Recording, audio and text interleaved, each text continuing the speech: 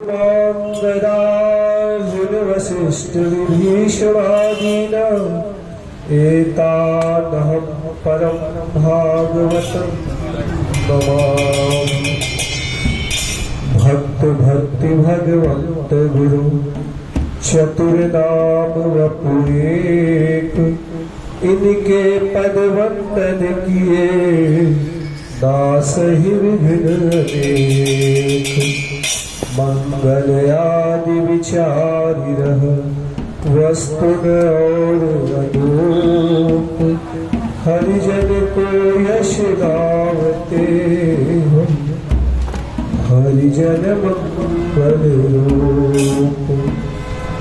संतन बिन निर्णय कियो मति श्रुति पुराण इतिहास, भजबे को दे सुघर कै हरिदास।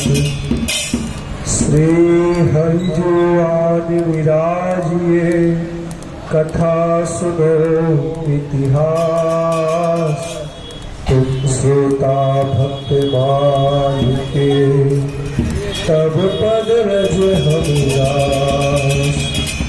तुम पाछे जो और हो श्रोता है रस खास, इनके सकल मनोरथ तुरहु श्री भगवान। श्री भक्तमाल ग्रंथ की श्री संत गुरु भगवान की आज के इस एकादशी महोत्सव की जय हो।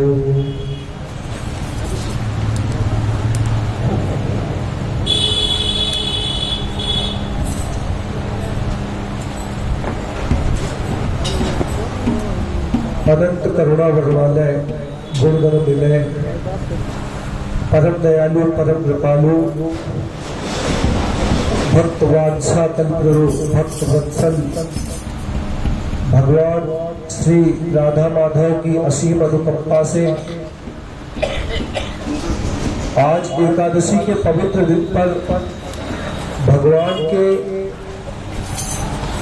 अति प्रिय भक्तों की कथा हम सबको गाने और श्रवण करने का सौभाग्य प्राप्त हो रहा है। कहते हैं जब ध्रुव ही दीन दयालु राघव, साधु संगत पाइए। इसका अर्थ है कि जब परम दयालु भगवान श्री सीताराम सरकार की अहेतुकी कृपा होती है, तब कहीं जाकर के साधु का संग प्राप्त होता है, साधु की कथा प्राप्त होती है और भगवान के भक्तों की कथा प्राप्त होती है। तो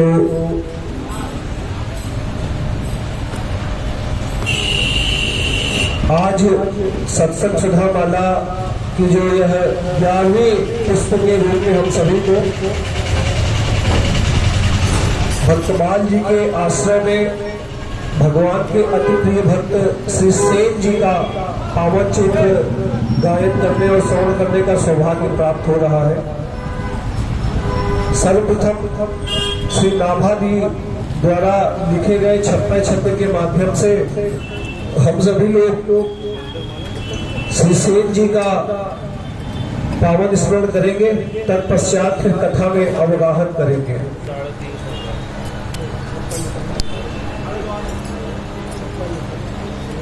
विदित बात जग जानिए, हरि भय सहायक सेन के।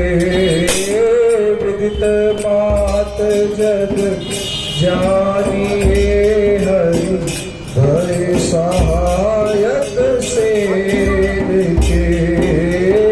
विदित बात जग जानिए, भय सहायक सेन के। विदित बात जग जानिए, हरि भय सहायक सेन के। विदित सहायक जानिए,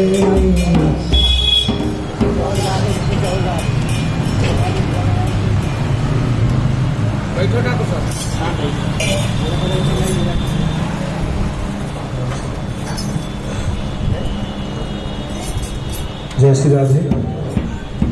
विदित बात जग जानिए, हरि भय सहायक सेन के। विदित बात जग जानिए, हरि भय सुनाथ के।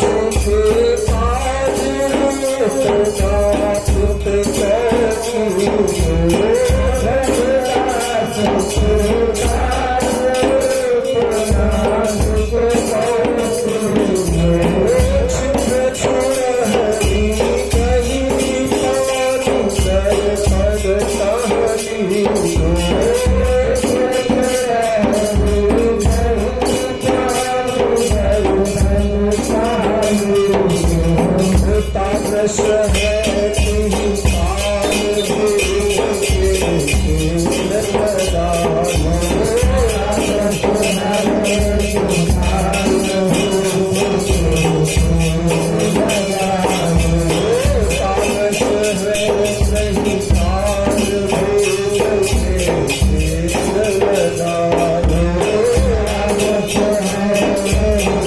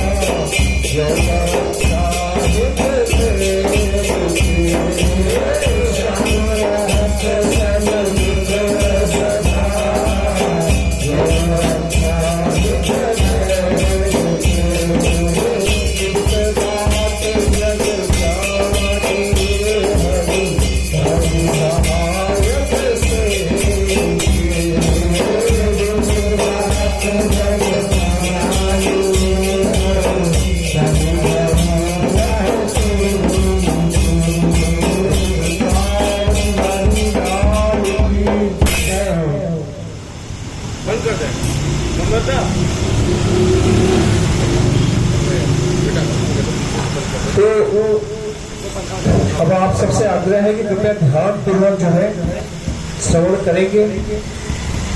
जैसा कि हम सब जानते हैं कि यह सत्संग सुधा माला के कथा में आज हम सभी लोग भक्तमान जी का आश्रय लेकर के श्री सेन जी का चरित्र श्रवण कर रहे हैं। तो सेन जी के चरित्र में श्री नाभादास जी लिखते हैं, विदित बात जग जानिए, हरि भय सहायक सेन के। इसका आशय यह है कि यह बात सर्व प्रसिद्ध है, सारा संसार जानता है कि भगवान परम भागवत श्री सेन जी के सहायक हुए। फिर कह रहे हैं, प्रभु दास के काज रूप नापित को कीनो। नापित किसे कहते हैं? नापित कहते हैं नाई को। नाई समझते हैं हम लोग? हम लोगों ने सुना नाई जो है, जो दाढ़ी बाल बनाने का कार्य करते हैं, उन्हें नाई कहा जाता है। तो कह रहे प्रभु दास के काज रूप नापित को कीनो। इसके पहले हम सबने सुना होगा कि समस्त चराचर जगत के स्वामी होकर भी भक्त प्रेम परवश हो, भक्तानुग्रह कातर भगवान कभी मीत बन जाते हैं, कभी कर्मठ बन जाते हैं, कमठ बन जाते हैं, कभी नरसिंह, कभी वामन, कभी परशुराम, कभी राम, कभी कृष्ण। ये सब तो उन्होंने बार बार सुना है, भगवान ऐसे अवतार लेते हैं। हाँ? लेकिन भगवान नाई का भी अवतार लेते हैं। अपने भक्त की सहायता के लिए भगवान नाई बन गए। तो आज जो हम लोग चरित्र सुन रहे हैं सेन नाई जी का, उसमें हम इसी कथा को श्रवण करेंगे कि कैसे अपने भक्त सेन नाई की सहायता के लिए भगवान नाई के रूप में अवतार ले लिए। फिर कहते हैं क्षिप्र सुनहरी गई पानी दर्पण तह लीनो। जो भगवान अपने हाथों में शंख चक्र गदा और पद्म धारण करते हैं, जो भगवान श्री कृष्ण के रूप में अपने हाथ में श्री बंसी धारण करते हैं, जो भगवान श्री राम अवतार में धनुष और बाण धारण करते हैं, वह भगवान अपने भक्त की हित की रक्षा के लिए, थोड़ा इको कम कर दीजिए भैया, इको कम कर दीजिए इसको।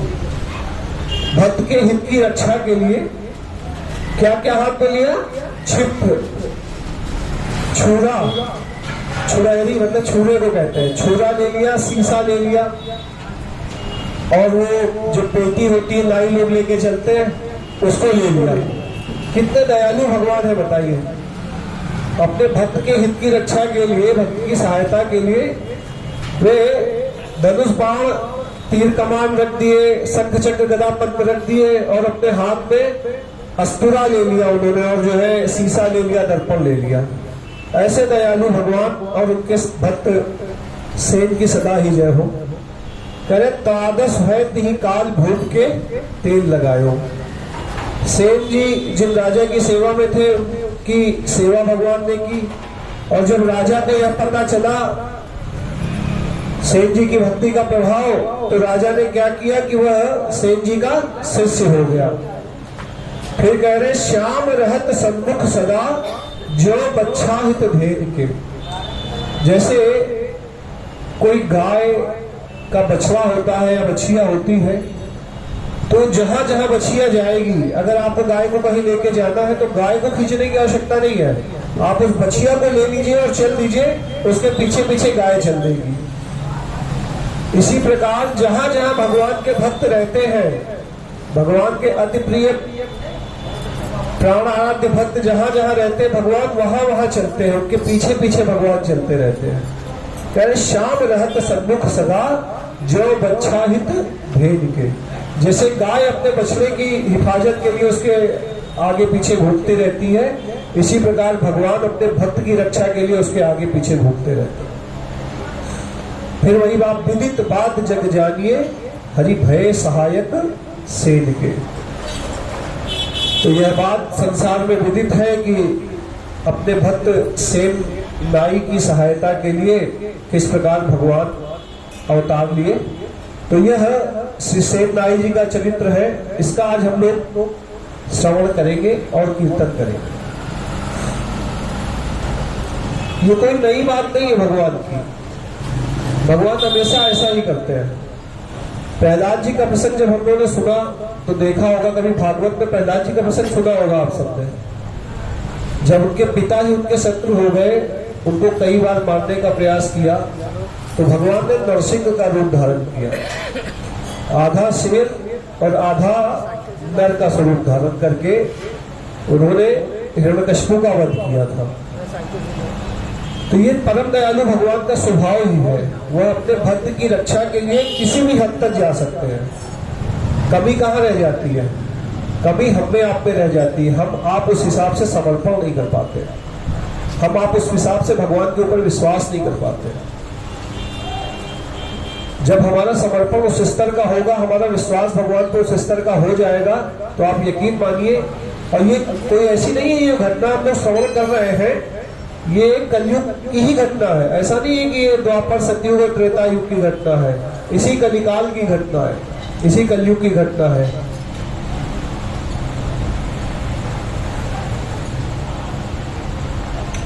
कहा जाता है कि ऐसी हरि करत दास पर प्रीति, निज प्रभुता विशाल जन के बस होत सदा यह रीति। अपनी प्रभुताई छोड़ देते हैं, वैकुंठ का त्याग कर देते हैं, शेष की सैया छोड़ करके भागते हैं। जब गज और ग्राह का युद्ध हो रहा था और गज हारने लगे, तो जब गज ने प्रार्थना पूर्वक अपने सूंड में एक पुष्प लेकर के ऊपर किया, तो भगवान वैकुंठ से दौड़े और नंगे पैर दौड़े, यहां तक कि उन्होंने गरुड़ का भी इंतजार नहीं किया कि गरुड़ आए तो उस पर बैठ करके जाए, तत्काल भगवान दौड़े। इसी प्रकार जब कौरवों की सभा में द्रौपदी के लाज बचाने की बात आई, दुशासन उनका चीर हरण करने का प्रयास कर रहा था, तो भगवान द्वारिका से भागे। भोजन करते हुए भगवान भोजन कर रहे थे, हाथ का निवाला हाथ में रह गया, मुंह में डालने की उनको सुधी नहीं रही। जब द्रौपदी ने बुलाया, हा नाथ रमण पृष्ठ क्वासी क्वासी महाभुजो, तत्काल भगवान वहां से भागे। द्रौपदी आदि रानियां चिल्लाती रह गई, कहां जा रहे, कहां जा रहे, कहां जा रहे। जब तक वो कहां कहां कहे, तब तक भगवान द्वारिका से हस्तिनापुर में प्रकट हो गए। यह भगवान का स्वभाव है, वो अत्यंत दयालु है। वह अपने शरणागत के लिए कुछ भी करने को तैयार हो सकते हैं। इसी प्रकार जब धरती सतयुग की बात है, हिरण्यकश्यप का भाई था हिरण्याक्ष, उसने धरती का हरण कर लिया और धरती को ले जाकर के समुद्र में छुपा दिया। तो भगवान ने वाराह का रूप धारण किया। वाराह का रूप धारण करके भगवान धरती को तत्काल उस दुष्ट की कैद से मुक्त करा दिए। तो हमें दृढ़ता के साथ ये विश्वास करना चाहिए। कहां तक कहे, अगर भगवान की इन्हीं बातों पे कहने लगे तो रात बीत जाएगी। आप बताइए, जब इंद्र की आज्ञा से ब्रज में भगवान के इष्ट मित्रों ग्वाल बाल सखाओं पे वज्रपात और बारिश होने लगी, तो भगवान ने 7 दिन तक अपने बाएं हाथ की सबसे छोटी उंगली पर गिरिराज जी को धारण करके रखा। वृंदावन गए हैं अपने लोगों से, कुछ लोग वृंदावन गए हैं, गिरिराज जी की परिक्रमा की किसी ने। 21 किलोमीटर लंबे गिरिराज जी हैं। आज के समय में हम लोगों को पैदल परिक्रमा करने में 6 से 7 घंटे लगते हैं। तो गिरिराज जी को भगवान ने 7 दिन और 7 रात अपने बाएं हाथ की सबसे छोटी उंगली के ऊपर धारण कर लिया। भगवान सर्वसमर्थवान है, उनके अंदर सर्व ऐश्वर्य है। उसमें एक ऐश्वर्य यह भी है, एक ऐश्वर्य ऐसा भी है कि वह सर्वशक्तिशाली है। जिनके संकल्प मात्र से समस्त सृष्टि की रचना हो जाती है, वे भगवान परम दयालु हो करके अपने भक्त सेन के लिए नाई का रूप धारण कर लेते हैं। तो ऐसे भगवान को और भगवान के ऐसे पावन भक्तों के श्री चरणों में कोटि कोटि दंडवत प्रणाम करते हैं। और अब कथा के आगे बढ़ने का प्रयास किया जाएगा। श्री सेन नाई जी यानी सेन भगत जी, इनका जन्म जो है बांधवगढ़ में हुआ था। बांधवगढ़ आज के मध्य प्रदेश में एक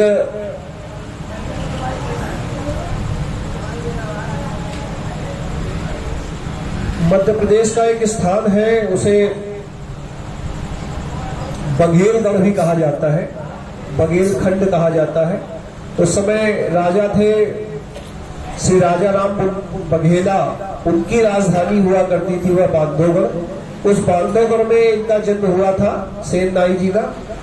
इनके पिताजी और इनका पूरा परिवार जो है, यही जो नाई का कार्य होता है, दाढ़ी बाल बनाना आदि सारे कार्य किया करते थे। इस बात को ध्यान देने योग्य बात है कि हमारे यहाँ जो वर्ण व्यवस्था थी वह जन्म के आधार पर नहीं, कार्य के आधार पर थी। बच्चे जब जन्म लेते थे उन्हें गुरुकुल भेजा जाता था। गुरुकुल में उसकी रुचि के हिसाब से, जैसी उसकी रुचि होती थी, जैसे उसके संस्कार होते थे, उस हिसाब से उसे काम दिया जाता था।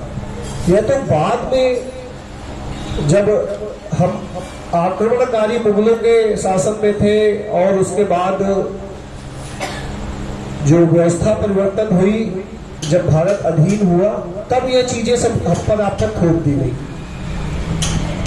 अगर आप जो है सरकारी प्रपत्र उठा करके देखेंगे ना, तो 1825-26 के पहले के कोई भी कागज उठा करके आप देखिए, तो उसमें किसी के नाम के आगे उसका सरनेम नहीं लिखा होता था। उसकी पहचान उसके नाम से, उसके पिता के नाम से, उसके गांव के नाम से हुआ करती थी। यह तो अंग्रेजों ने जबरदस्ती लिखवाया नाम, हमको आपको उनकी एक पॉलिसी थी ना, डिवाइड एंड रूल, बांटो और राज करो, फूट डालो राज करो। उस नीति के आधार पर उन्होंने हमको आपको जबरदस्ती नाम हमारे लोगों से नाम के आगे सरनेम लिखवाएगा। नहीं, आप बताइए, भगवान श्री रामचंद्र के नाम के आगे कहीं सिंह लिखा हुआ कोई पाता है क्या? कहीं देखा है आपने रामचंद्र सिंह लिखा हो कहीं पे? नहीं लिखा होता है। भगवान श्री कृष्ण के आगे कहीं लिखा है भगवान श्री कृष्ण चंद्र यदुवंशी या यादव या कुछ और? नहीं लिखा होता है। हमारी पहचान होती थी, भगवान की पहचान कैसे होती थी? देवकी नंदन श्री कृष्ण, वासुदेव नंदन श्री कृष्ण, दशरथ नंदन श्री राम। हमारी पहचान हमारे पिता के नाम से हुआ करती थी, हमारे गोत्र से हुआ करती थी। यह तो एक षड्यंत्र के तहत हम सब पे जातिगत व्यवस्था थोप दी गई है। तो ये सेठ जी जो थे, इनके पिताजी, और ये नाई का कार्य किया करते थे। ये वहां के राजकीय नाई थे। वहां के जो बांधवगढ़ के राजा थे, श्री राजा राम बघेल, श्री राजा राम बघेला, उनके यहाँ जो है ये नाई का कार्य किया करते थे। और जन्म से ही इनके अंदर जो है अध्यात्म के संस्कार विद्यमान थे। बच्चे संस्कार कहाँ से सीखते हैं? अपने माता पिता से। उनके माता पिता उनको जैसी शिक्षा देंगे वैसे ही बच्चे हो जाएंगे। बच्चे जैसे अपने माता पिता को देखेंगे वैसा उनका आचरण हो जाएगा, वैसा उनका जीवन हो जाएगा। इसीलिए कहा जाता है कि बच्चों की प्रथम गुरु कौन होती है? माँ। माँ का कर्तव्य बनता है कि हम बच्चों को शिक्षा कैसी दें। तो सेठ नाई जी को इनके माता पिता से अध्यात्म की शिक्षा दीक्षा मिली। इनको इनके घर में साधु संतों का आगमन हुआ करता था। इनके यहाँ सभी प्रातः काल सूर्योदय से पूर्व उठ जाया करते थे। उठ करके ये लोग नित्य कर्म करते, स्नान ध्यान करते। स्नान ध्यान करने के तत्पश्चात घर में ठाकुर जी के विग्रह स्थापित थे, उनकी सेवा पूजा किया करते और तत्पश्चात राजा की सेवा में जाते थे। सेठ जी गौ और ब्राह्मण की सेवा इनका नित्य का नियम था। ब्राह्मणों की सेवा, गौ की सेवा, भगवान की सेवा, भगवान का भजन करना, कीर्तन करना। अगर कोई साधु संत महापुरुष आ जाए तो उसकी सेवा करना। जो लोग पुराने हैं उन्हें याद होगा, रात्रि का भोजन या सुबह का जब भोजन बन जाता था तो घर के जो मुखिया होते थे वे दरवाजे पे खड़े होते थे और आवाज लगाते थे कि कोई अगर भूखा हो तो आकर के भोजन कर लीजिए। तब भारत गरीब कहा जाता था। भारत गरीब कहा जाता था। लोगों के पास जो है पर्याप्त अन्न धन नहीं हुआ करता था, फिर भी उनका हृदय इतना बड़ा हुआ करता था कि वे दोनों टाइम के भोजन से पूर्व घर के दरवाजे पे, देहली पे खड़े होकर के आवाज लगाते थे कि अगर कोई मेरी आवाज सुन रहा है और वो भूखा है तो वो आ करके यहाँ भोजन कर सकता है। अब ये संस्कार खत्म हो गए। अब तो हम लोग क्या कहते हैं, अगर किसी साधु को देख लेते हैं बच्चे, अरे बेटा रहने पास मत जाना, डाकू है, लुटेरा है, लूट ले जाएगा। ऐसी मर्यादा बना दी हम लोगों ने। ये हमारे संस्कार नहीं है। हमारे संस्कार तो है वासुदेव सर्वम, सब में भगवान श्री कृष्ण को देखना। वेद का प्रथम सूत्र है एको ब्रह्म द्वितीयोता अस्ति। भगवान के सिवा और कोई है ही नहीं, यानी सब में भगवान को देखना। गोस्वामी तुलसीदास जी कहते हैं ईश्वर अंश जीव अविनाशी। ये जितनी चराचर जगत हम देख रहे हैं इन सब में भगवान विद्यमान है। भगवान ही है जो अलग अलग रूपों में लीलाएं कर रहे हैं। तो हम क्या करते हैं, हमें सोचना चाहिए जो है। खैर सेठ जी ऐसे नहीं थे, उनके यहाँ साधु सेवा, संत सेवा खूब निष्ठापूर्वक हुआ करती थी। अपने ये सारे नित्य कर्म करने के बाद वह राजा के उठने से पहले वहां पहुंच जाते थे। राजा जैसे ही जगता था तो उसकी दाढ़ी बाल की सेवा वो करते, उसको राजा को मालिश करते, उसको तेल लगाते, तब फिर राजा स्नान करता था। और फिर ये आकर के अपने घर स्नान ध्यान करके फिर भजन कीर्तन साधु सत्संग में लग जाते हैं। ऐसे करते करते काफी समय व्यतीत हो रहा था, इनका जीवन बीत रहा था। एक बार की बात हुई कि इनके यहाँ कोई महापुरुष आए इन्होंने उनको बड़ी आदर के साथ अपने घर में रोका, उनका भोजन, उनकी रहने की व्यवस्था की। शाम को महात्मा जी सत्संग करने लगे। सत्संग महात्मा जी करते करते भगवत गीता का प्रवचन कर रहे थे। तो भगवत गीता के प्रवचन में महाराज जी ने बताया कि भगवान कहते हैं, जब भगवान विभूति योग का वर्णन करते हैं भगवत गीता में, तो भगवान बताते हैं कि मैं पेड़ों में मैं अश्वत्थ यानी पीपल हूं और मनुष्यों में मैं राजा हूं। यह बात इनको बड़ी गहराई तक लगी सेननाई जी को। ये राजा में भी जिसकी सेवा करते थे उसमें भी भगवत भावना करके उसकी सेवा करने लगे। करते तो सेवा थे राजा की, लेकिन सोचते थे कि हम भगवान की कर रहे हैं, क्योंकि इन्होंने सत्य मुझसे यह बात सुनी कि भगवान कहते हैं कि मैं मनुष्यों में राजा हूं। हम लोग को भी अपने जो राजा है उनमें देव का भाव रख करके देव की भावना करनी चाहिए जो है। तो ये सेवा पश्चात जो भी समय इनके पास बचता था उसमें ये ग्राम वार्ता न करके भगवत कथा, कीर्तन आदि सेवाएं किया करते थे।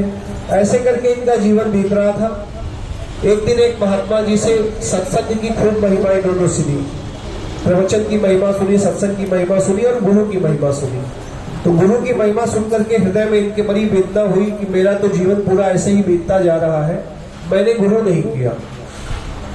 गुरु करना बड़ा आवश्यक वस्तु है। हम अपने मन से चाहे जितनी सेवा करते रहे, कथा कीर्तन करते रहे, अगर हमने गुरु की शरणागति नहीं की तो वह पूर्ण फल प्रदान करने वाली नहीं हो सकती है। आप इसको इस प्रकार समझ सकते हैं कि जैसे मान लीजिए किसी बच्चे को हम पुस्तकालय से किताबें खरीद के ला करके दे दें और उसको खूब घर में पढ़ाएं, लेकिन उसका किसी विद्यालय में एडमिशन न कराएं, तो उसके पास ज्ञान तो होगा, लेकिन उसके पास उसने कहां तक की पढ़ाई की है इसकी मार्कशीट या सर्टिफिकेट नहीं होगा। ये मार्कशीट या सर्टिफिकेट कौन देता है? आध्यात्मिक जगत में यह मार्कशीट या सर्टिफिकेट कौन देगा? गुरु देंगे। जब हम गुरु की शरणागति करते हैं, गुरु बनाते हैं, तो वो सर्टिफिकेट सर्टिफाई करते हैं भगवान के पास कि हे भगवान, यह मेरे द्वारा दीक्षित है, इसको मैंने ब्रह्म संबंध प्रदान किया है, आप इसको स्वीकार कर लीजिए। जिस प्रकार सांसारिक पढ़ाई करने के लिए विद्यालय में एडमिशन लेना आवश्यक है, इसी प्रकार आध्यात्मिक जगत का ज्ञान प्राप्त करने के लिए गुरु करना नितांत आवश्यक है। यह जब बात इन्होंने सेन जी ने सुनी तो अत्यंत व्याकुल हो गए कि मेरा तो जीवन बीतता जा रहा है, अभी तक मेरे पास गुरु की कृपा नहीं है, मुझे गुरु के चरणों का आश्रय नहीं प्राप्त हुआ, गुरु की शरणागति नहीं हुई। उस दिन ये बड़े व्यथित हुए, बड़े दुखी थे और बहुत दुखी मन से रात को ये जब सो गए तो इनको स्वप्न में आदेश हुआ, भगवान के दर्शन हुए कि आप काशी चले जाएं। काशी में जगत गुरु रामानंदाचार्य विराजमान है, आप रामानंदाचार्य जी के चरणों में प्रार्थना कीजिए और उनको अपने गुरु के रूप में स्वीकार कीजिए। उनके चरणों में शरणागति करके उनके बताए हुए मार्ग पर आप आगे अपना जीवन बिताइए। रात को यह स्वप्न इन्होंने देखा, सुबह उठे, यह राजा के पास बताने तक नहीं गए कि राजा जी मैं आपकी सेवा में आ नहीं पाऊंगा। अपने घर से किसी बालक को भेज दिया कि आप चले जाओ राजा की सेवा करना, आज के बाद तुम ही सेवा किया करना राजा की, हम काशी जा रहे हैं। और जाते जाते इन्होंने अपनी जो उनकी पेटिका थी जिसमें ये अस्तुरा और ये सारा सामान अपना रखते थे हजामत बनाने का, वो सब सामान भी साथ ले गए। इन्होंने संकल्प कर लिया कि अब जा रहे हैं काशी में गुरु से दीक्षा लेकर के गुरु शरणागति करेंगे और वहीं काशी में रह जाएंगे, वहां गंगा के घाट पे रहेंगे, वहां लोग आएंगे तो उनकी दादी बाल बना दिया करेंगे, उससे जो भी धन मिलेगा उससे अपने जीवन का हम यापन किया करेंगे। ऐसी ही मन में संकल्प लेकर के ये प्रातः काल मध्य प्रदेश से निकल करके पैदल चल करके कहा गए? काशी, जिसे हम वाराणसी के नाम से जानते हैं। वहां ये पहुंचे, वहां पंचगंगा घाट पर स्वामी रामानंदाचार्य जी विराजमान थे, लेकिन रामानंदाचार्य जी की कुछ बड़े कठोर नियम थे। वे विमुखों का मुख नहीं देखते थे। विमुख का मतलब जिसने गुरु नहीं किया है, जो भगवान की सेवा पूजा में नहीं है, उसका मुख वो नहीं देखते थे, उससे बातचीत नहीं करते थे। आज भी ऐसे संत है, श्रीधाम वृंदावन आप जाइए, वहाँ जब आप गिरिराज जी की परिक्रमा करते हैं तो राधा कुंड एक स्थान आता है, पवन पवित्र स्थान है राधा कुंड। वहाँ राधा कुंड के महंत है परम पुष्य राम कृष्णदास बाबा जी महाराज। अगर आपके मस्तक पे तिलक नहीं है तो आपको देख करके वो आंख बंद कर लेंगे। मस्तक पर तिलक जब तक नहीं होगा बात ही नहीं करेंगे वो आपसे, आंखें अपनी बंद करके सर झुका लेंगे। ऐसा नहीं कि वो आपका अनादर कर रहे हैं, उनका नियम है, वह ऐसे नियम से बंधे हैं कि उसका पालन करते हैं। इसी प्रकार श्री रामानंदाचार्य जी भी नियम से थे कि जो हरि विमुख होगा उसका मुख नहीं देखेंगे। अब तो सेठ जी वहां पहुंच गए, लेकिन उनके लिए बड़ी विडंबना हो गई स्थिति कि गुरुदेव तो विमुखों का मुंह नहीं देखते, हमारी रक्षा कैसे होगी, कौन हमारा सहायता करेगा, कौन हमें उनके समीप ले जाएगा। खैर उन्होंने भगवान का आश्रय लेकर के गंगा जी के घाट पे वो बैठ गए और वहां वो जो अपना उनका नित्य कर्म था, दाढ़ी बाल बनाने का जो कार्य उनका था वो करने लगे। जो कोई आता उसके बाल बनाते, उससे जो भी धन मिलता उससे अपना भोजन की व्यवस्था कर लेते, साधु संतों को पहले पवाते फिर पाते। वहां भी अपने नियम का पालन कर रहे थे। वहां भी अगर जिनको अगर 2 रुपए की कमाई होती तो उससे जो भी अन्न लाते तो किसी न किसी साधु को पवा करके फिर पाते, किसी साधु को खिला के फिर पाते। ऐसे करके उनका कुछ समय व्यतीत हो गया, महीने 1.5 महीने बीत गए। फिर एक दिन देव संयोग वसात जो है क्या हुआ कि स्वामी जंगम देव नाम के सन्यासी वहां आए और उन्होंने इनसे अपने सिर को मोड़ने की बात कही कि हमारा सिर मोड़ दीजिए, हमारे बाल बना दीजिए। जंगम देव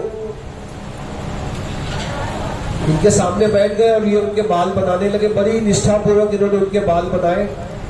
बाल बनाए तो क्या किया, और शिखा हम लोग रखते ना, पहले सभी शिखा रखते थे, जितने भी सनातनी थे, शिखा और सूत्र सभी का था। तो चारों वर्ण यज्ञोपवीत धारण करता था और चारों वर्ण के लोग शिखा रखते थे। इन्होंने उनकी शिखा छोड़ दी। लेकिन सन्यासियों में एक नियम है कि सन्यासी ना शिखा रखते हैं ना सूत्र रखते हैं, क्योंकि वो जो है उनके जो परंपरा है उसमें शिखा सूत्र की परिकल्पना नहीं है। तो जंगम देव जी ने जब देखा कि इन्होंने हमारी शिखा छोड़ दी तो उन्होंने कहा आप इसको शिखा हमारी मोड़ दीजिए, शिखा भी उतार दीजिए। तो सेन नाई जी ने बड़ी विनम्रता के साथ हाथ जोड़ लिए, कहे देखिए महाराज ये अपराध तो हम नहीं कर पाएंगे। बोले अपराध कैसी बात है इसमें, हम शिखा उतारने के लिए कह रहे हैं, आप अपराध कैसे? कहते अरे आपकी शिखा उतार के हम आपको विधर्मी कैसे बना दें, सनातन धर्मी से आपको किसी अन्य धर्म का कैसे बना दें, हम आपको मुसलमान कैसे बना दें? मुसलमान शिखा नहीं रखते हैं, बाकी तो सभी सनातन धर्मी जितने वो तो सब शिखा रखते हैं, तो हम ये ऐसा अपराध नहीं कर सकते हैं, इससे तो हमें पाप लगेगा, हमारी सभी पीढ़ियां नरक को जाएंगी। हम ऐसा देखिए नाई का कार्य करते हैं, लेकिन विवेक कितने अच्छे स्तर का है उनका, मना कर दिया उन्होंने। अब सेन नाई जी बार बार करे, वो जंगम स्वामी बार बार करे भैया नहीं, हमारे यहाँ परंपरा में शिखा रखने का स्वभाव नहीं है, तो कल आप किसी और से करा लीजिए, हम तो नहीं करेंगे, हमारे बस की बात नहीं है, हम आपकी शिखा उतार दें, आपको मुसलमान बनाने का अपराध हम नहीं कर सकते। अब तो बड़ी असमंजस की स्थिति पड़ गई। अच्छा इनकी सुन करके और जो नाई वहां 1-2 बैठे तो उन्होंने भी मना कर दिया कि हम नहीं करेंगे। अब इनमें वाद विवाद पड़ गया, सेन नाई जी और जंगम स्वामी में वाद विवाद बढ़ा। तो इन्होंने कहा कि अगर स्वामी रामानंदाचार्य बात कह दे कि आपको शिखा हम उतार दें तो हम आपकी शिखा उतार देंगे, इसके अलावा तो हम नहीं मानेंगे, हम आपकी शिखा नहीं उतारेंगे। मरता क्या न करता, जंगम स्वामी इनको साथ लेकर के पंचगंगा घाट पर परम पुरुषी जगतगुरु रामानंदाचार्य के समीप उपस्थित हुए। रामानंदाचार्य की जो कमरे का जो दरवाजा था वो बंद था, वो अंदर बैठ के भजन कर रहे थे।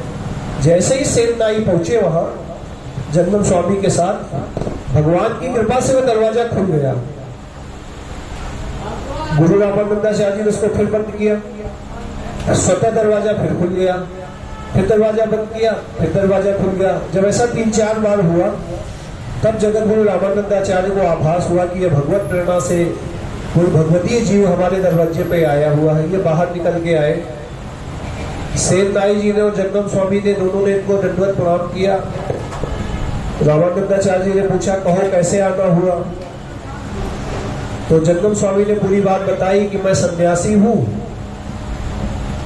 मैं इसके पास अपना सिर मुड़वाने के लिए गया, इसने पूरा सिर तो मोड़ दिया लेकिन मेरी शिखा नहीं उतार रहा है। कहता है कि जो है जब तक गुरु रामानंदाचार्य नहीं कहेंगे तब तक मैं नहीं उतारूंगा, शिखा उतारने से मुझे पाप लगेगा। तो गुरु रामानंदाचार्य जी ने सेठ जी को समझाया कि नहीं भाई देखो, ये सन्यासी है, सन्यासियों में शिखा सूत्र का नियम नहीं है, आप इनकी शिखा उतार सकते हो। उन्होंने कहा जो आज्ञा गुरुदेव हम ऐसा कर देंगे। मौका पा गए सेठ नाई, चरणों में पड़ गए, पैर पकड़ लिए रामानंदाचार्य के कि हमें भगवत आज्ञा हुई है कि आपका शिष्यत्व ग्रहण करें, आपके चरणों में शरणागति करें, आप हमें अपने शिष्य के रूप में स्वीकार कर लीजिए। अब दरवाजा खुलने बंद होने की जो प्रक्रिया गुरु रामानंदाचार्य ने देखी थी, इससे उनको यह आभास तो हो गया था कि यह कोई भगवती जीव है। तो उन्होंने सहज ही उनको दीक्षा देने की बात को स्वीकार कर लिया। तो वही काशी में पंचगंगा घाट पे सेठ नाई जी स्नान करके आए, छौड़ कर्म हुआ, इनके सर के बाल उतारे गए, बाकायदा द्वादश अंगों पे तिलक धारण कराया गया, नए वस्त्र पहनाए गए और फिर गुरु रामानंदाचार्य जी ने इनके कान में गुरुमंत्र प्रदान करके इनका ब्रह्म संबंध करा दिया। अब तो सेठ जी बड़े गदगद हो गए, बड़े प्रसन्न हुए कि भगवान से हमारा संबंध हो गया। और भगवान से संबंध हो जाने के बाद जो है हम बड़े प्रफुल्लित हुए कि गुरुदेव अब तो हम यही काशी में रहेंगे और यही आपके साथ रह करके भजन किया करेंगे। लेकिन गुरुदेव ने इनको आज्ञा करी कि आप काशी नहीं रहेंगे, आप वापस अपने बांधवगढ़ चले जाइए, क्योंकि आप गृहस्थ हैं, आपका परिवार है, पत्नी है, बच्चे हैं, आप वहां जाइए, आपका जो नित्य कर्म था उस कर्म को कीजिए, उसको कर्म को करते करते आप भगवत भजन कीजिए, आपको वही भगवत प्राप्ति होगी। गुरु रामानंदाचार्य की ऐसी आज्ञा जब हुई तो ये जो है वहां से प्रसन्न चित्त वापस आ गए। कहाँ? बांधवगढ़ वापस आ गए। बांधवगढ़ आने के बाद इन्होंने क्या किया कि राजा के यहाँ सेवा को पुनः स्वीकार कर लिया और रोज जाकर के राजा की सेवा करते। प्रातः काल उठते, ब्रह्म मुहूर्त में स्नान करते, गुरुदेव द्वारा प्रदान किया हुआ मंत्र करते, जप करते, भगवान की सेवा करते और फिर जो है राजा की सेवा में चले जाते। राजा की सेवा से आने के बाद फिर साधु संतों के साथ बैठ के सत्संग, कथा, कीर्तन आदि इनका चलता रहता। यही इनका नित्य का कर्म हो गया था। एक दिन की बात है कि ये सेठ जी जो है सुबह स्नान करके पूजा पाठ अपनी करके अपनी पेटिका लेकर के राजा की सेवा के लिए जा रहे थे। निकले तो घर से राजा की सेवा के लिए, लेकिन रास्ते में क्या हुआ, साधुओं की एक जमात आ रही थी, साधुओं की एक टोली आ रही थी, वह टोली इन्हें मिल गई। जैसे ही साधुओं की टोली इनको मिली, उस टोली के इन्होंने लंबी लेख करके दंडवत की साधुओं को, और साधुओं को दंडवत प्रणाम करने के बाद उनसे आग्रह किया कि आप हमारे घर चलिए। जा तो रहे राजा की सेवा में, बिना इनके गए, बिना दाढ़ी बनाए, बिना बाल कटाए, बिना तेल मालिश किए राजा स्नान नहीं करता। स्नान नहीं करेगा तो पूजा पाठ कैसे होगा, पूजा पाठ नहीं करेगा तो दरबार में कैसे जाएगा। लेकिन ये जो है ये सारी बातें भूल गए, साधुओं को देखा तो साधुओं में ही खो गए और वापस आ गए, अपने सबको साधुओं को लेकर के अपने कुटिया पे अपने घर वापस चले आए। घर वापस आ गए, साधुओं के लिए बढ़िया आसन बिछा दिया, साधुओं के चरण धुलाए, उनको तिलक लगाया, माला पहनाई और जो भी सामग्री इनके पास थी वह सामग्री उनको दी। साधुओं ने प्रसाद पाया और फिर तो कथा कीर्तन का दौर चल निकला। कथा कीर्तन हो रही है और ये भूल गए कि हमें राजा के यहाँ जाना है। कथा कीर्तन चल रही है, चलिए हम लोग भी कुछ थोड़ा सा कीर्तन करते हैं, थोड़ा आराम आराम से बजाएंगे जो भैया। मदन गोपाल शरण तेरी आयो, मदन गोपाल शरण तेरी आयो, दीन दयाल शरण तेरी आयो, दीन दयाल शरण तेरी आयो, नंद के लाल शरण तेरी आयो।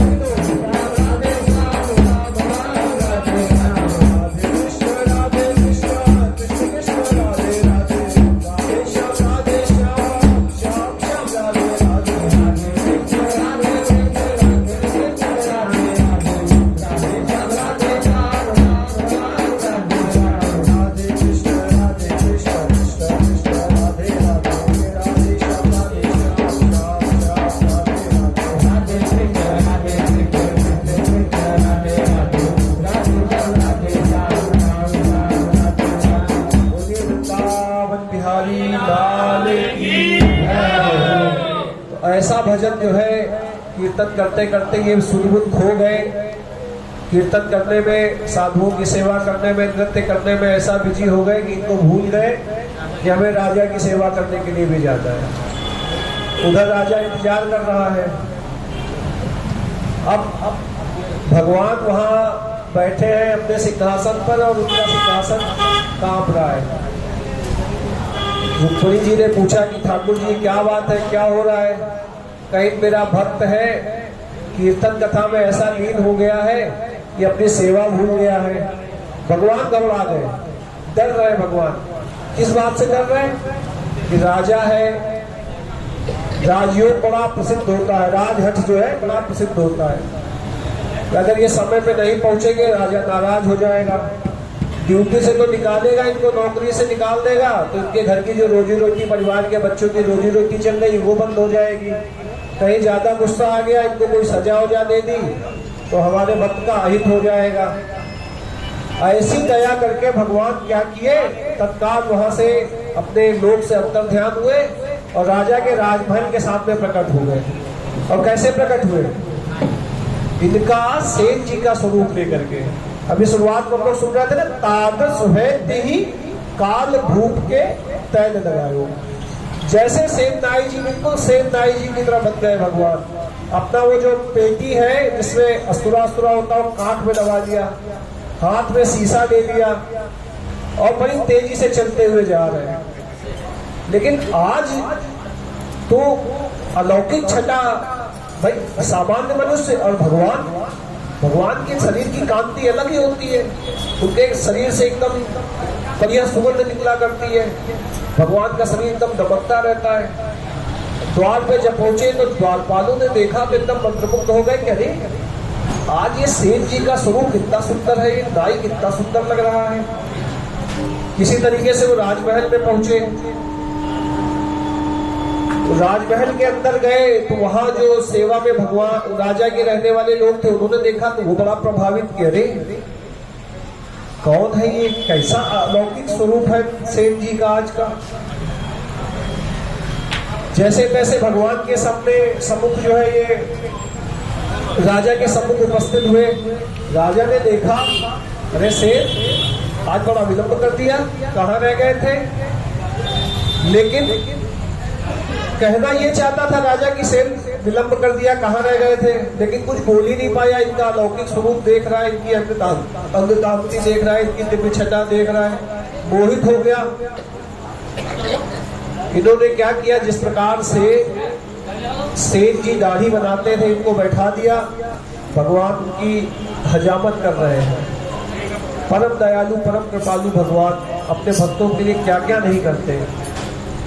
अब वो राजा की दाढ़ी बना रहे हैं। राजा बैठा हुआ है, भगवान दाढ़ी बना रहे हैं। फिर थोड़े थोड़े बाल साइड के काटे। फिर अब क्या किया, तेल का कटोरा, जो महल की नौकरानियां थी नौकर से रख गए, तेल का कटोरा रखा है। अब तेल ले करके और राजा के मालिश कर रहे हैं भगवान शरीर पे। राजा आगे बैठा है, भगवान पीछे खड़े होकर मालिश कर रहे हैं। अब मालिश करते करते जब ये ऐसे झुक करके दबाते ना, ऐसे ऐसे दबाया जाता है, तो जब ये झुक करके दबाते तो तेल के कटोरे में इनका परछाई पड़ती है। तो परछाई में से नाई का शरीर चेहरा नहीं दिखता। राजा को दिखता कि मोट मुकुट है, मकर के आकृति के कुंडल है, घुघराली अलकावलियां, भगवान की लटे गालों पे झूल रही है। अब वो देखता तो बड़ा उसको आश्चर्य होता। फिर पीछे पलट के देखता तो देखता पीछे तो सेनाई ही खड़े हैं। आगे फिर कुछ कटोरे में देखता तो फिर उसमें भगवान का स्वरूप दिखाई देता। पीछे घूम के देखता तो नाई बड़ा आश्चर्य में, बड़ा आश्चर्य में पड़ा है और भगवान की बड़ी निष्ठा पूर्वक सेवा कर रहे हैं। भगवान को भी ना अपने भक्तों की सेवा करने में खूब आनंद आता है। भागवत महापुराण में एक श्लोक आता है, कहते अहम भक्त पराधीनो। भगवान कह रहे हैं कि मैं अपने भक्तों के अधीन हूं। संसार में कोई और आपके अधीनत्व को स्वीकार करेगा? घर में पति पत्नी होते हैं, अभी पति थोड़ा ज्यादा शासन करने लगे तो पत्नियां अपना महाकाली वाला स्वरूप प्रकट कर देती है, या पति पत्नी कुछ करने लगे तो पति रौद्र रूप धारण कर लेते हैं। लेकिन भगवान कह रहे अहम भक्त पराधीनो, भक्त के अधीन हो जाते हैं और फिर भक्त जैसे जैसे नचाता वैसे वैसे नाचते हैं। अरे भागवत की कथा का अगर स्मरण करें तो ब्रज की गोपियां ताई अहीर की छोहरियां छछिया भर छाछ पे नाच नचावे, एक अंजलि छाछ के लिए भगवान को नचा रही है। भगवान नाच रहे हैं, ठुमुक ठुमुक के नाच रहे हैं, कभी थोड़ा और थोड़ा और थोड़ा और। भगवान भक्त के प्रेम के वशीभूत हो जाते हैं। ऐसे ही आज सेन जी के प्रेम के वशीभूत होकर के भगवान नाई का स्वरूप धारण करके राजा की सेवा कर रहे हैं। अब भगवान तो सुंदर मालिश कर रहे हैं और राजा भी बड़ा, जहां जहां भगवान का स्पर्श हो रहा है उसके शरीर में अलौकिक आनंद हो रहा है। भक्ति के सर्वविकार कहे जाते हैं, 6 विकार भक्ति के। अगर किसी की भक्ति किस स्तर पे है इसको नापना होगा तो 6 पैरामीटर्स दिए गए हैं। क्या क्या है? रोमांच कंप अश्रु तरंग भाजो, वह रोमांच होगा, उसका एक एक रोया भक्त का खड़ा हो जाता है। कंप, शरीर कांपता है, आंखों से निरंतर अश्रुधार बहती रहती है। भगवान को याद करके भगवान के विरह में वो रोता रहता है, उसके शरीर लंबा हो जाता है, शरीर का होश नहीं रहता है उसको। ऐसी स्थिति, अब वो भगवान का स्पर्श हो रहा है राजा को, तो राजा में भक्ति के विकार उत्पन्न हो रहे हैं जो अनंत जन्मों की साधना करने के बाद किसी बिरले मनुष्य साधन में उत्पन्न होते हैं। वो राजा के अंदर, क्योंकि भगवान का स्पर्श कर रहा है ना, वो भगवान का स्पर्श प्राप्त कर रहा है, बड़ा आनंद उसको हो रहा है हृदय में। भगवान की प्राप्ति जिसको हो उसको आनंद नहीं होगा। बताइए, संसार का कोई वस्तु छोटी मोटी मिल जाती है तो हमको कितना सुख होता है, लेकिन वह क्षणिक सुख होता है, कुछ समय बाद उससे सुख हमारा खत्म हो जाता है।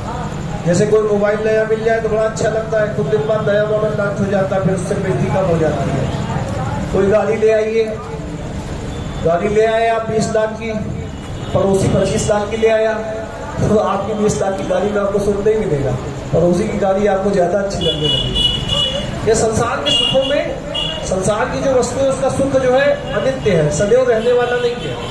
और वहां का जो भगवान का जो सुख है वो तो हमेशा रहने वाला है। तो राजा एकदम आह्लादित हो रहा है, आनंदित हो रहा है, भगवान का स्पर्श प्राप्त कर रहा है, भगवान की खूब निष्ठा से उसकी मालिश कर रहे हैं। और भगवान ने एक कदम आगे बढ़ गए। भगवान कौतुकवश उससे कहा कि राजन, अभी मैंने एक बहुत पुराने नाई से कमर चिपकाने की विधि सीखी है, मैं आपकी कमर चिपका देता हूँ। अब भगवान अपना ये दाहिना पैर का घुटना जो है उसकी पीठ पे लगा करके उसके दोनों हाथों को पकड़ करके खींच रहे, उसकी कमर चिपका रहे हैं। मतलब भगवान जब कोई कार्य करते हैं ना तो पूर्णता के साथ करते हैं, आधे मन से नहीं करते हैं। हम लोग क्या करते हैं, कुछ मन से करते हैं, कुछ आधे मन से करते हैं, लेकिन भगवान पूर्ण मन से कर रहे हैं, खूब निष्ठा से उसकी सेवा कर रहे हैं।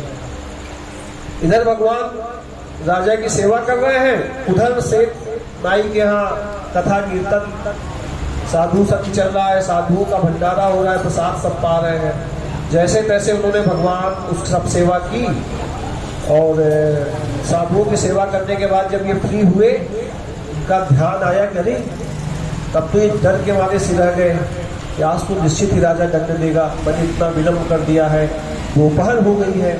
वहां भगवान सेवा करके चले गए, भगवान सेवा करके चले गए। राजा भी अपना स्नान वगैरह किया, स्नान करने के बाद राज दरबार में जाकर के बैठ गया।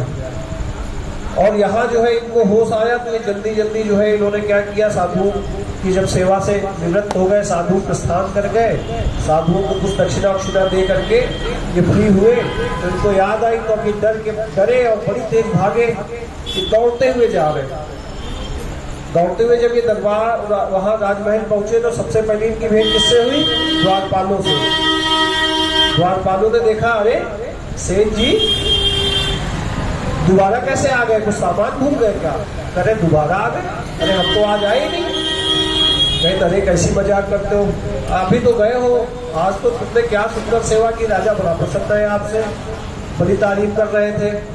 इनको लगा कि द्वारपाल आज हम आए नहीं, इसलिए ये लोग कटाक्ष कर रहे हैं, कमेंट पास कर रहे हैं।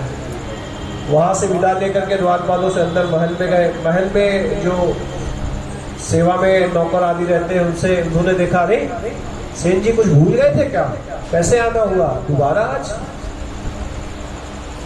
ये फिर असमंजस में पड़े। पूछा राजा कहाँ है? राजा तो दरबार में है। दरबार में है? स्नान? अगर वो तो सब हो गया। अच्छा, कैसे क्यों हुआ, किसने किया? कहीं क्या सेन जी मजाक करते हो, आप ही तो आए थे, आप ही तो इतनी सुंदर सेवा करके गए हो। अब ये और असमंजस में पड़े। इनको लगा कि आज तो सजा मिलना निश्चित हो गया। राज दरबार में उपस्थित हुए, राजा दरबार में बैठे हुए थे। इनको देखा तो प्रसन्न हो गया राजा, क्योंकि बड़ी सुंदर सेवा सुबह हुई थी। अरे आओ आओ आओ सेन, आओ आओ आओ, कैसे आना हुआ? ये दौड़ के गए और राजा के पास जुहार करने की स्थिति में, प्रणाम करने की जो स्थिति होती है, जुहार कर रहे हैं। जुहार राजा, कहिए दोबारा कैसे आना हुआ? कहीं महाराज क्षमा कर दीजिए, गलती हो गई। सब यही कह रहा, दोबारा कैसे आना हुआ, दोबारा कैसे आना, मैं तो आज आया ही नहीं। अब भक्त थे, सरल हृदय के थे, तो इन्होंने सारी बात साफ साफ स्पष्ट बता दी। ये राजा को बता रहे हैं कि मैं तो सुबह घर से निकला आपकी सेवा में आने के लिए, लेकिन रास्ते में तो साधु मिल गए, तो मैं उनको लेकर के घर चला गया। उनके भोजन की, कथा कीर्तन की व्यवस्था में विलम्ब हो गया, मैं तो अभी घर से आ रहा हूँ। अब राजा कह रहा, नहीं नहीं, आप तो आए थे, आपने बड़ी सुंदर सेवा की। अब राजा को जब इन्होंने कहा कि नहीं महाराज मैं तो आया ही नहीं, तब राजा को याद आया। क्या याद आया? जब वो सेवा कर रहा थे सेठ, तो तेल के कटोरे में प्रतिबिंब जो दिखाई दे रहा था, सेठ का नहीं दिखाई दे रहा था, भगवान का दिखाई दे रहा था। राजा व्याकुल हो गया, रोने लगा। इन्होंने पूछा क्या हुआ? जब राजा ने बात बताई तो ये भी व्याकुल हो गए। ओहो, मुझसे तो बड़ा अपराध हो गया।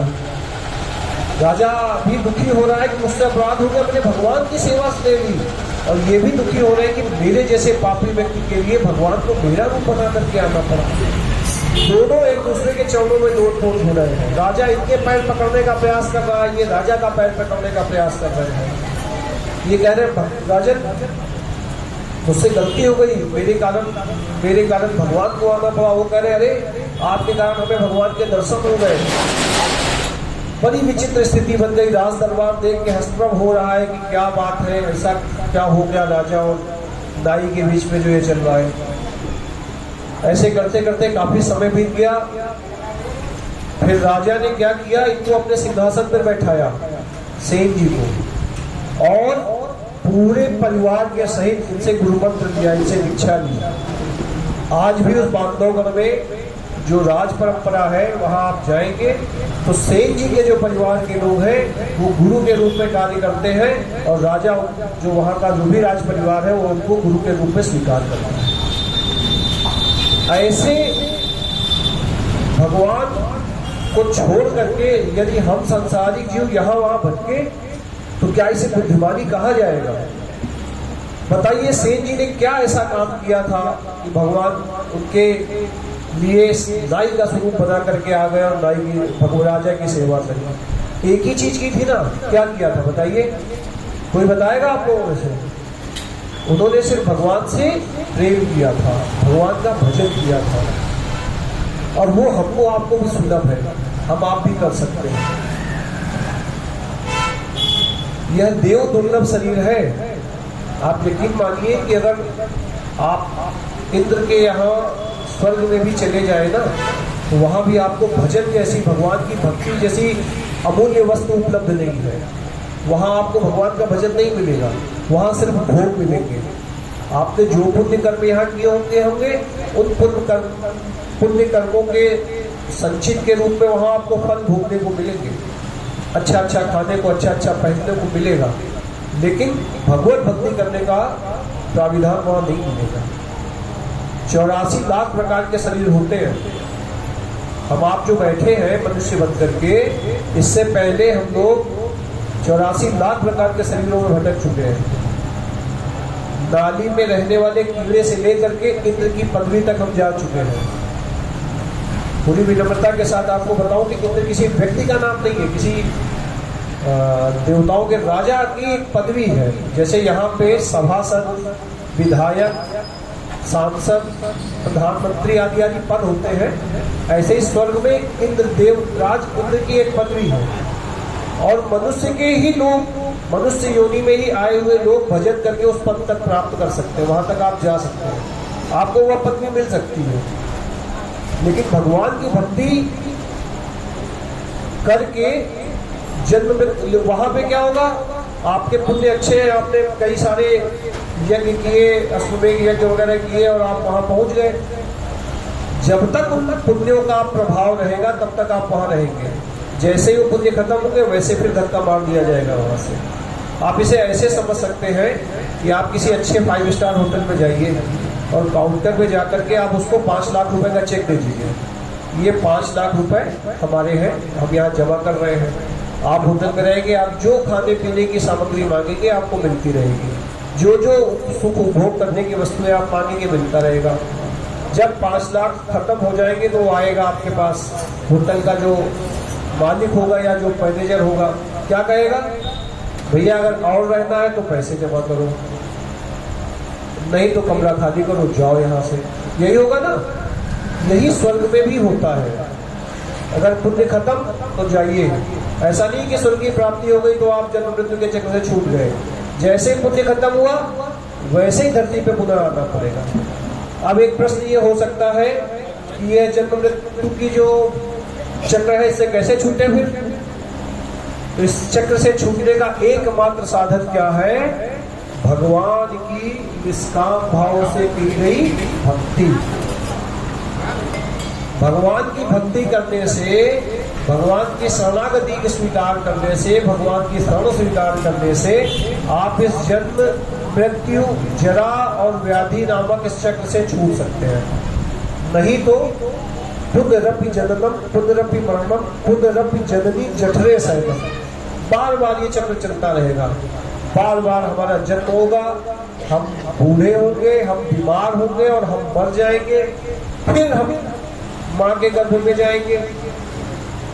माँ के गर्भ की स्थिति का अगर वर्णन शास्त्रों के हिसाब से देखा जाए और मेडिकल साइंस का भी आप देखें तो मल मूत्र की जहाँ थैलियाँ होती ना, मल मूत्र का जहाँ पे संग्रह होता है उस स्थान के पास में थैली में बच्चे का सब नीचे होता है, पैर ऊपर होते हैं और एक लिक्विड भरा होता है, उस लिक्विड के अंदर बच्चा रहता है।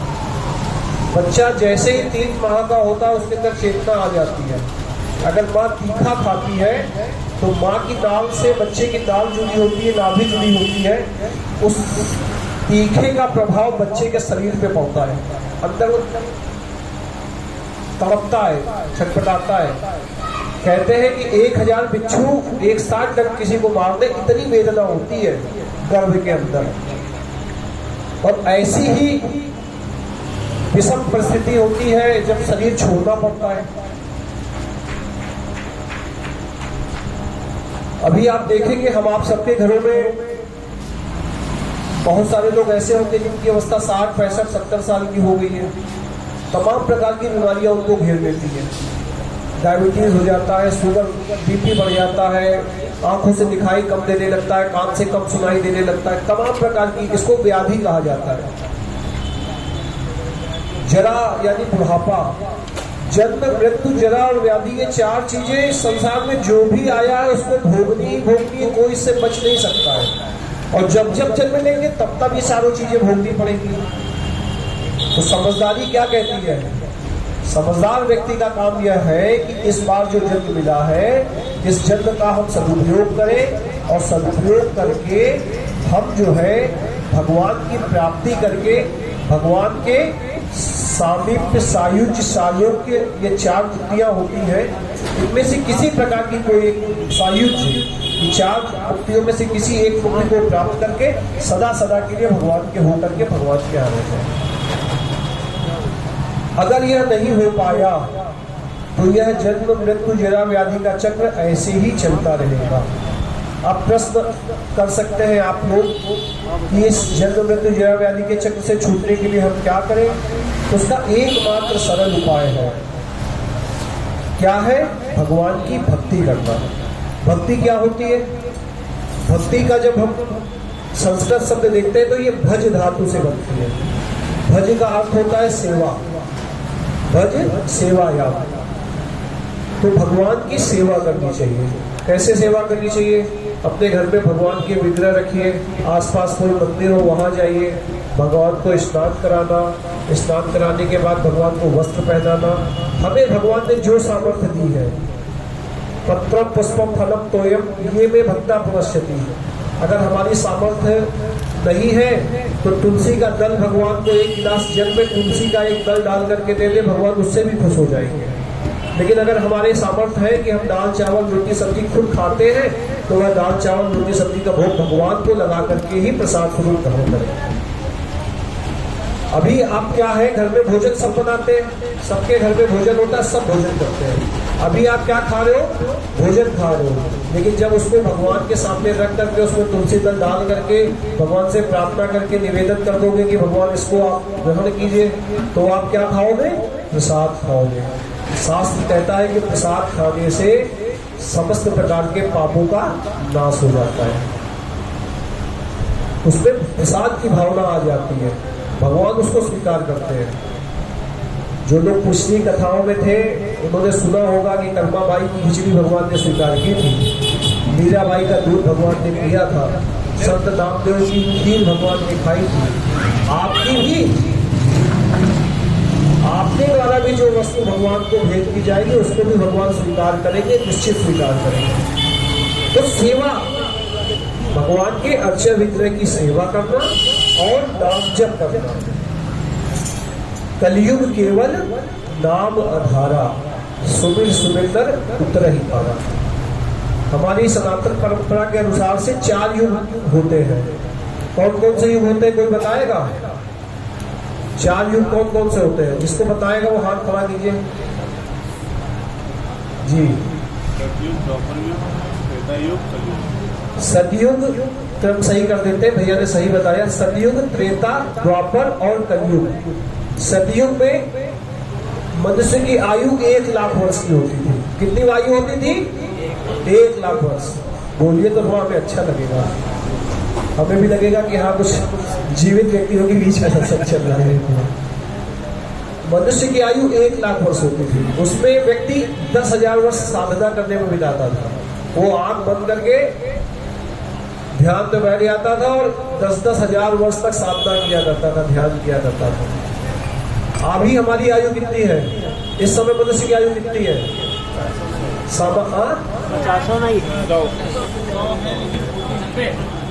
100। चलिए हम एक एवरेज 80 साल पकड़ लें।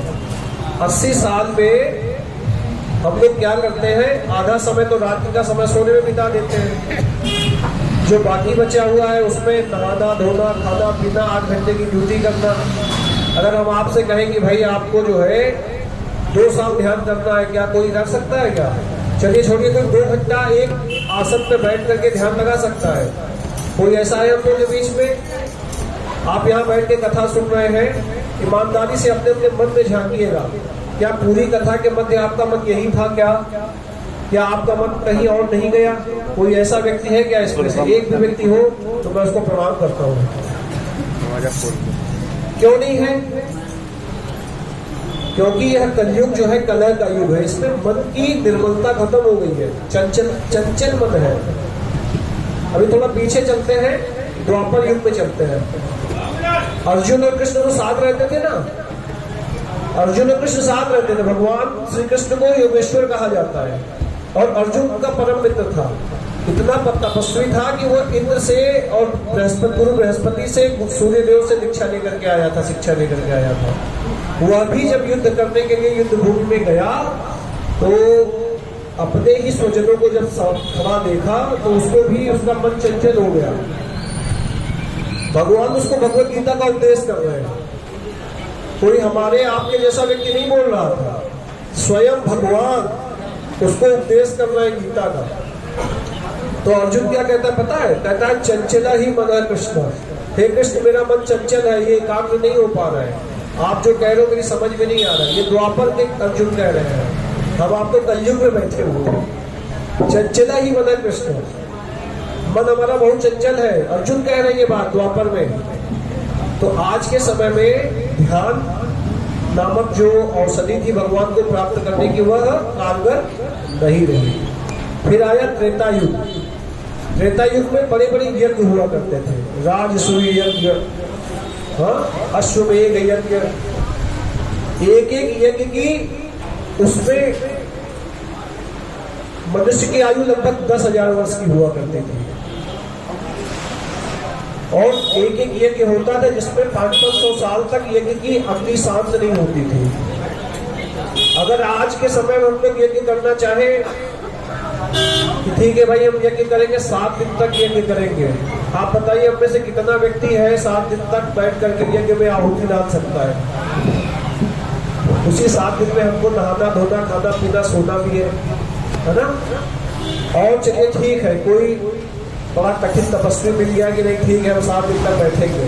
लोग करते हैं नवरात्रि में 9 दिन तक का अपने सर पे या छाती पे हाथ पे जौ वो लेते हैं, करते हैं, तब करने वाले लोग हैं। लेकिन यज्ञ करने के लिए शुद्ध वनस्पति उपलब्ध नहीं है।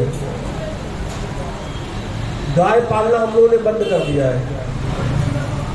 भारतीय वेद लक्षणा गाय शायद किसी के पास में होगी, पूरे काकोरी में ढूंढाइएगा तो शायद किसी एक के पास मिल जाएगी। उस गाय को हम लोग दूध दूध लेते हैं, बाहर छोड़ देते हैं, वो कुछ भी खाती है। उसके द्वारा प्राप्त दूध से जो घी बनेगा क्या वह शुद्ध रहेगा क्या? जैसे तैसे आप शुद्ध इकट्ठा कर लीजिए, घी भी, संविधा भी आपने इकट्ठा कर ली। शुद्ध मंत्रों का उच्चारण करने वाले ब्राह्मण मिलेंगे सहज। मैं व्यासपीठ पे हूँ, मैं किसी की मर्यादा का उल्लंघन नहीं कर रहा हूँ, मैं किसी के ऊपर कोई कमेंट नहीं कर रहा हूँ। ब्राह्मण का कार्य भी आज वो कर रहे हैं जो कुछ और नहीं कर पा रहे हैं। मुझे बड़ी वेदना के साथ ये बात कहनी पड़ रही है। जो अच्छे पढ़ने लिखने में लोग हैं उन्हें क्या, वो IAS PCS डॉक्टर इंजीनियर बनने का प्रयास कर रहे हैं। जो बच्चा कुछ नहीं कर पाता है, हाई स्कूल की परीक्षा पास नहीं कर पाता, उसके माता पिता क्या करते हैं, उसको भेज देते हैं कि चलो ठीक है तुम प्रथमा मध्यमा कर लो भैया, और थोड़ा सा जो है ये कर्मकांड सीख लो, पूजा पाठ करने लो। मंत्र का शुद्ध उच्चारण करने वाले ब्राह्मण बड़ी मुश्किल से आपको मिलेंगे। आज वेद पाठी ब्राह्मण, त्रिकाल संध्या करने वाले ब्राह्मण बड़ी मुश्किल से मिलेंगे।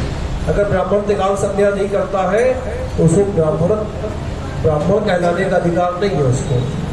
त्रिकाल संध्या समझते हैं?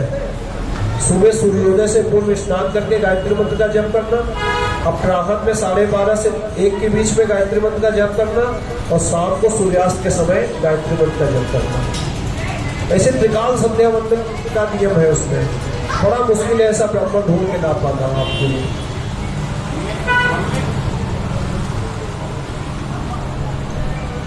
फिर जैसे तैसे यह भी जो विधान था ना भगवान को प्राप्त करने का, जो त्रेता युग में था यज्ञ का विधान, यह भी कट गया, यह भी संभव नहीं है।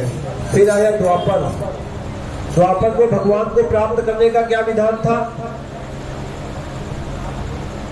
भगवान को प्राप्त करने का द्वापर में यह विधान था कि भगवान के जो ये मंदिर आप देख रहे हैं ना, ऐसे बड़े बड़े मंदिर बनाए जाते थे, भगवान को स्थापना की जाती थी, और पंचरात्रि विधान, नारद पंचरात्रि विधान। नारद जी से पूछा गया कि जो है भगवान की सेवा पूजा कैसे करनी चाहिए, तो नारद जी उसे बता रहे थे। तो नारद जी को बताने में 5 दिन और 5 रात्रि का समय लगा कि भगवान की सेवा पूजा कैसे करनी चाहिए। अब आप बताइए, जिस विधान को बताने में ही 5 दिन और 5 रात लगे, उस विधान से क्या हम भगवान की सेवा पूजा कर पाएंगे क्या? यह भी हमारे लिए करणीय कार्य नहीं रह गया कलयुग में। फिर कलयुग आया तो भगवान से जब भक्तों ने प्रार्थना की कि भगवान कलयुग आ रहा है, आपके जीव नहीं कर पाएंगे, इन पे दया कीजिए, कुछ सरल उपाय बता दीजिए। तो भगवान ने बहुत सरल साधन दिया। क्या साधन दिया? हरे नाम हरे नाम हरे नाम ही केवलम, कलौ नास्तेव नास्तेव नास्तेव अन्यथा। यह वेद का मंत्र है। कहते हैं कि भगवान श्री हरि का नाम, हरि का नाम, हरि का नाम ही कलयुग में एकमात्र साधन है। इसके अलावा कोई दूसरा उपाय नहीं है, नहीं है, नहीं है। इतना सरल साधन दे दिया। अब आप बताइए, हम सब लोग जो यहाँ बैठे हैं, हम सबके मुख में भगवान की कृपा से जिह्वा है। हम सब भगवान का नाम ले सकते हैं। अगर हम भगवान का नाम ले सकते हैं तो हम भगवान को प्राप्त भी कर सकते हैं। बस हमें क्या करना है? निष्ठा पूर्वक भगवान के नाम का जप करना है, भगवान के नाम का कीर्तन करना है। नियम बना करके, एक नियम बना लीजिए अपने घर में, कोई एक स्थान निश्चित कर लीजिए जहां आप बैठ करके प्रतिदिन कुछ निश्चित संख्या में भगवान के नाम का जप करें। एक बार हमारे साथ दोनों हाथ ऊपर कीजिए सभी लोग, बोलिए हरे कृष्णा हरे कृष्णा हरे कृष्णा हरे कृष्णा कृष्णा कृष्णा कृष्णा कृष्णा हरे हरे हरे राम हरे राम हरे राम राम राम राम राम हरे हरे हरे साथ में बोलेंगे सभी लोग, हरे कृष्णा कृष्णा कृष्णा हरे हरे हरे राम राम राम हरे हरे। यह बोलना मुश्किल है क्या? चलिए, ये बड़ा लंबा है, थोड़ा और सरल कर देते हैं। बोलिए सीताराम, सभी लोग बोलिए सीताराम सीताराम सीताराम सीताराम। क्या सीताराम बोलना कठिन है क्या? इस व्यासपीठ पे बैठ करके मैं पूर्ण जिम्मेदारी के साथ कहता हूँ कि आप अंतःकरण को पवित्र करके बिना किसी कामना के श्री सीताराम नाम का, श्री राधा कृष्ण नाम का जप करना प्रारंभ कीजिए। इस नाम जप के प्रभाव से ही आपका हृदय निर्मल हो जाएगा और निर्मल मन जन सो मोहि पावा। भगवान कहते हैं जिनका मन निर्मल होता है मैं उनको मिलता हूँ। इस भगवान के नाम के जप करने से आपका मन निर्मल होगा, निर्मल मन में भगवान का प्रादुर्भाव हो जाएगा और आपको भगवान के प्रेम की प्राप्ति हो जाएगी। और भगवान के प्रेम के प्राप्त करने से जन्म मृत्यु जरा व्याधि का चक्र छूट जाएगा और हम लोग को बार बार जन्म लेना नहीं पड़ेगा, बार बार मरना नहीं पड़ेगा। जिस प्रकार भगवान की भक्ति करके सेठ नाई जी ने भगवान की प्राप्ति कर ली, इसी प्रकार हम सबको भी यह सुदुर्लभ मानव जीवन मिला हुआ है। इस मानव जीवन की सार्थकता इसी में है कि इसमें हम भगवान की प्राप्ति करके इस जन्म मृत्यु जरा व्याधि के चक्र से छूट जाए। बहुत सरल उपाय है। एक निश्चित समय निकालिए, 24 घंटे का समय होता है। 6 घंटे अगर सो लेंगे तो बहुत है। 6 घंटे किसी भी स्वस्थ मनुष्य के लिए पर्याप्त नींद है। 6 घंटे सो लीजिए, अपने घर के सारे काम कर लीजिए। सब कुछ करने के बाद जो समय मिलता है उस समय में एक जगह पे बैठ करके, अगर पंथी मार के आलथी पालथी मार के बैठ सकते हैं तो आलथी पालथी मार के बैठिए। दिक्कत है तो कुर्सी रख लीजिए, तखत पे बैठ जाइए, जैसे आपका मन लगे बैठ जाइए, टहल के करिए। भगवान के पवित्र नाम का एक निश्चित संख्या में जप कीजिए। गुरु आज्ञा है कि लगभग एक व्यक्ति को 16 माला नाम जप प्रतिदिन करना चाहिए। 16 माला नाम जप करने से उतनी संख्या में नाम हो जाता है जितनी श्वासें हम प्रतिदिन एक दिन में लेते हैं। लगभग 27,000 नाम होता है 16 माला करने पे। 27,000 बार भगवान का नाम का प्रयास कीजिए। एक माला आती है, उसमें 108 पद के होते हैं। उसमें सीताराम सीताराम सीताराम सीताराम सीताराम 2 माला से शुरुआत कीजिए। आगे जितनी आपकी सामर्थ्य भगवान ने बढ़ा सके बढ़ाइए। निष्काम भाव से आप नाम जप कीजिए। इस शास्त्रों की आज्ञा, संतों की मुझसे सुनी हुई बात बता रहा हूँ कि आपके हृदय में निश्चित ही भगवत प्रेम की प्राकट्य हो जाएगा और कुछ आपको करने की आवश्यकता नहीं पड़ेगी। बोलिए श्री वृंदावन बिहारी लाल की। थोड़ी देर भगवत नाम कीर्तन करेंगे, तत्पश्चात आज की इस कथा के सत्र को यहाँ विश्राम देंगे। आगे की कथा कहाँ होगी या हिंदू जन सेवा समिति के सम्मानित कार्यकर्ता यहाँ उपस्थित है, वो आपको बता देंगे। भैया जी इसको बंद कर दीजिए।